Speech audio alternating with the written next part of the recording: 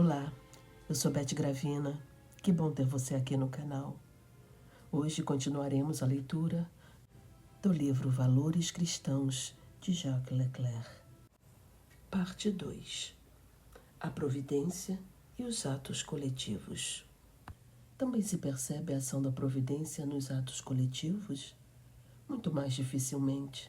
Na vida de um homem particular, a ação da providência pode manifestar-se tanto na guerra como na paz. Mas no conjunto torna-se difícil discernir o sentido moral em relação com o serviço de Deus ou com a salvação, porque o estado de espírito dos que nele participam é extremamente diverso. Se se trata de guerra, é quase supérfluo observar que os beligerantes não são sempre cristãos e que os beligerantes cristãos são frequentemente maus cristãos. Por vezes dizem-se cristãos povos cuja maioria é oficialmente cristã, enquanto os seus dirigentes não são praticantes nem crentes e até por vezes hostilizam a fé. Pode acontecer que um povo cristão faça uma guerra injusta porque o cristão pode pecar. Pode suceder também que a causa pela qual um povo pagão luta contra um povo cristão seja a guerra justa. E a vitória do cristão pode aproveitar materialmente a religião, dando ocasião à Igreja de abrir fronteiras que lhe estavam fechadas, ainda que esta vitória seja ao mesmo tempo um escândalo para o mundo inteiro e que este escândalo internacional afaste outros povos da fé. Como pode suceder que a vitória justa do povo pagão o radique mais na descrença? Quais são os caminhos da providência? E como medi-los com os nossos olhos míopes?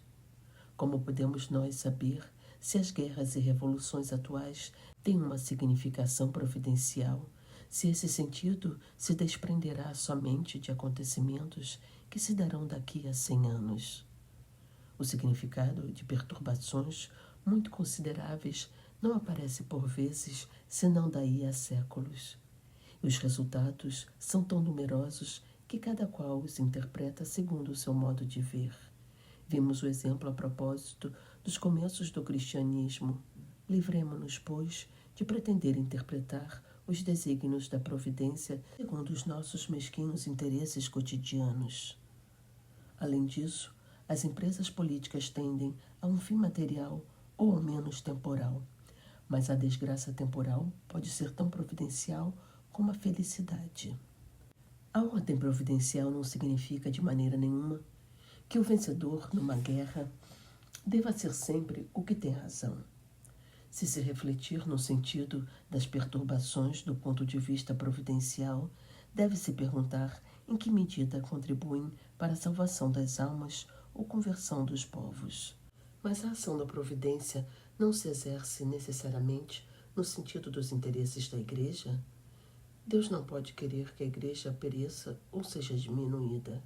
Deus quer a salvação das almas e esta opera-se por meio da Igreja. Deus não quer que as almas se percam. Sem dúvida, mas o interesse da Igreja é espiritual e os interesses espirituais estão submetidos a leis diferentes dos interesses materiais. A vitória de Cristo começou pela derrota da cruz. Pode ser que a hora presente seja de perseguição para a Igreja. Jesus não lhe prometeu uma vitória temporal. Do ponto de vista em que a ideia da providência nos convida a colocar-nos, o sentido do acontecimento depende das suas repercussões morais. Guerras e revoluções são a consequência dos pecados do mundo, não são dos pecados deste ou daquele país, nem dos pecados cometidos desde há 10 anos, mas dos pecados acumulados pelas gerações.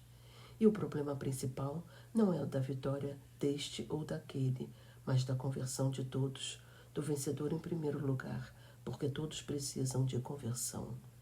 Talvez as catástrofes sejam providenciais para provocar a conversão de todos esses povos que cada vez se enterravam mais e mais no pecado.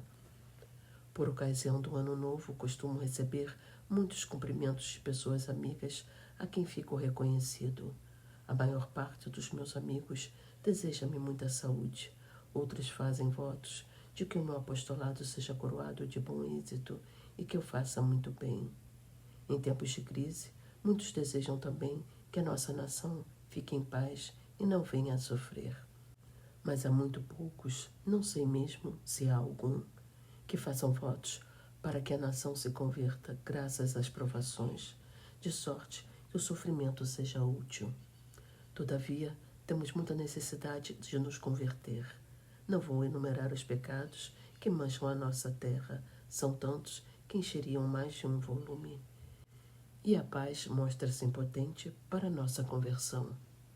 A paz, a tranquilidade, a abundância dos bens materiais, as facilidades da existência, os prazeres do rádio e do cinema ou dos esportes, do alcance da mão, parece não terem outro efeito que fazer os povos cada vez mais materialistas e gozadores. Somos pecadores e eu não me excluo do número. A gente chega a espantar-se de que, sendo materialmente tão felizes, vivendo em tanta tranquilidade e abundância, se tenha tão pouca virtude. Já que a paz é importante para nos converter, talvez a guerra o consiga melhor. Não que possamos desejar a guerra, porque nada sabemos dela. E a guerra, tal como a revolução, considerada em si, é um mal. Mas veio a guerra e somos ameaçados de perturbações. Suceda o que suceder, o principal é a nossa conversão, e o sofrimento é bom conselheiro. Amanhã, como hoje, sejam quais forem as circunstâncias, a questão essencial será a mesma. Até a próxima leitura. Um abraço a todos.